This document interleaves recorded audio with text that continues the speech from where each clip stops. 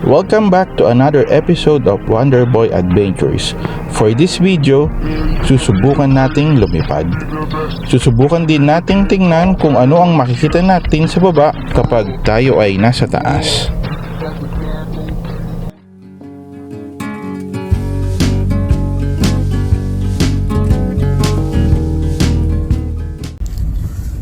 Hey guys, good morning. So, papunta tayo ngayon sa Antel at magta-try tayo ng drone na nabili natin sa Lazada.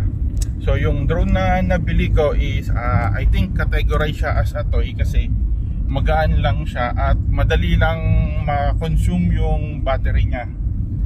So sa pagta-try natin, susubukan natin yung kung gaano katagal itatagal yung battery niya tsaka kung gaano kalinaw yung camera. Okay, so update na lang namin kayo mamaya pag nasa place na kami. Guys, time check, it's already 9:30 AM. So nag-stop over muna kami dito sa Jollibee Bacaw. Bibili lang kami ng food namin. Then magpo-proceed na kami sa Antel para magpalipad ng drone. So kita-kits tayo doon.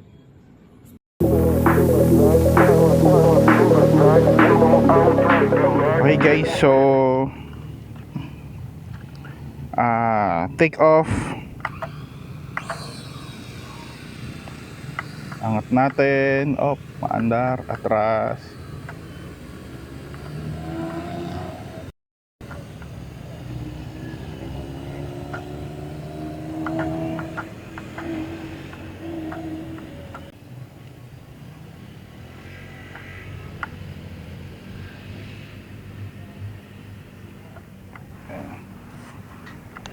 Sa mga oras na ito, nagsisimula na akong mag-enjoy. Sino ba naman ang hindi maaaliw? Kung saan ko gustong papuntahin ng drone, dun siya napunta. Nang biglang, wagsak siya, babagsak. Yun, nagland.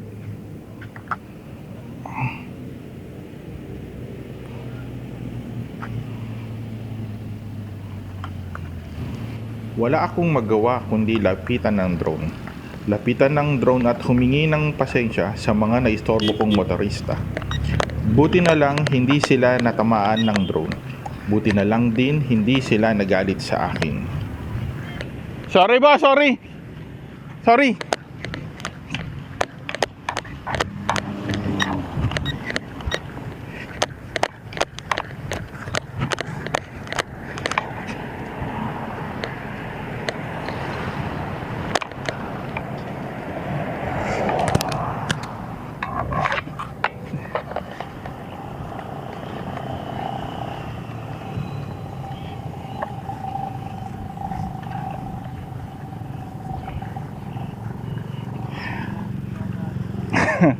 Ayun guys, lumapag siya sa gitna ng kalsada, then hingal. Ayun, so na out of control siya pagdating siguro mga 15 meters. Bigla siya nag out of control, then parang di naman. So I think mahirap to. So pero subukan ulit natin sa mababang height lang. Okay guys, second test flight. Subukan natin yung camera kung clear. Okay, taking off. Okay. Up, then back.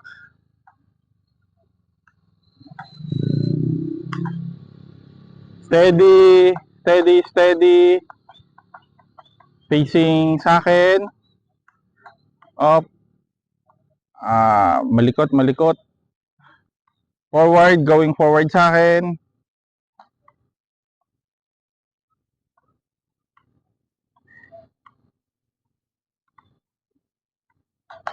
Malikot, out of control. Usa siyang bumababa. Then lumalayo.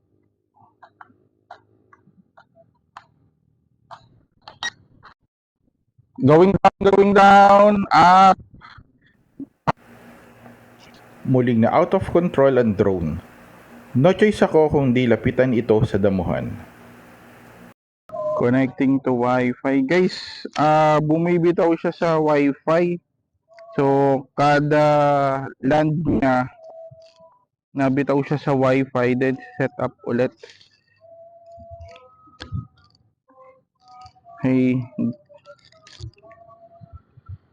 Okay, so last test flight, taking off.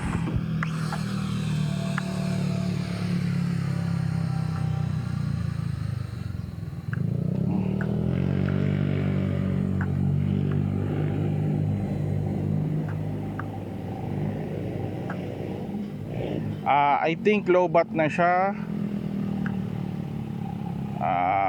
Okay, so okay, low bat.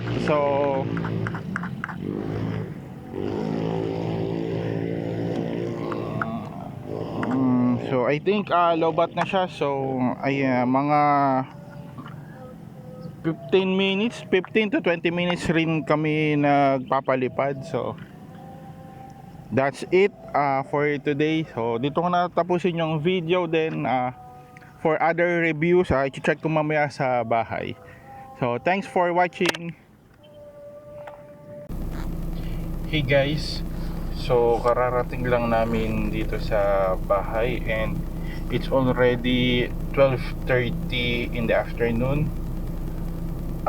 Yung result nung pagpapalipad ko ng drone is hindi maganda kasi yung drone is parang tinatangay siya ng hangin, masyado siyang magaan, tapos hindi stable yung lipad niya.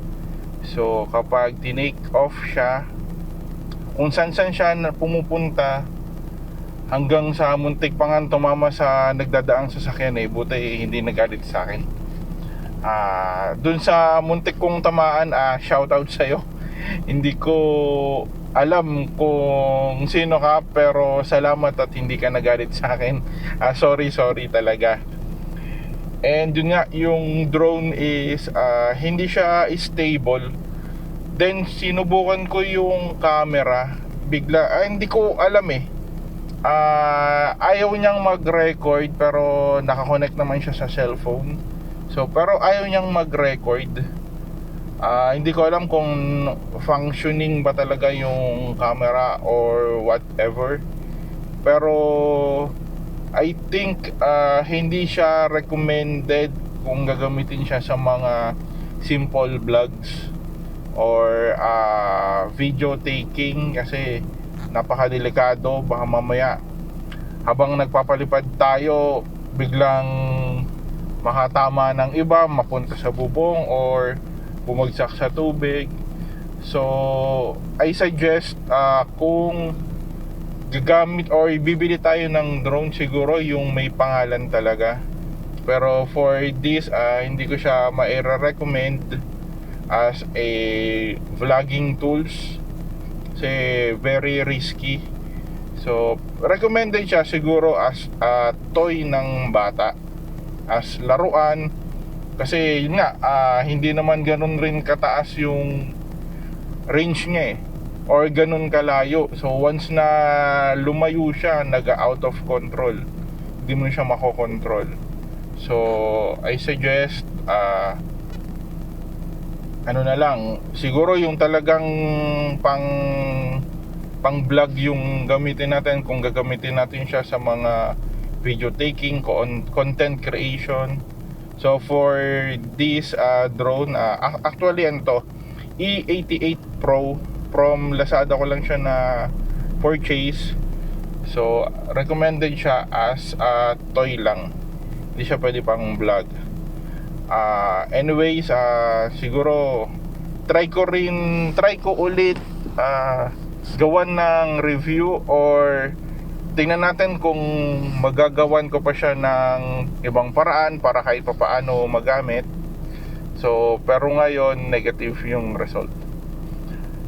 Okay, so siguro dito ko na lang tatapusin yung video, and see you on my next vlog. So thank you, bye bye.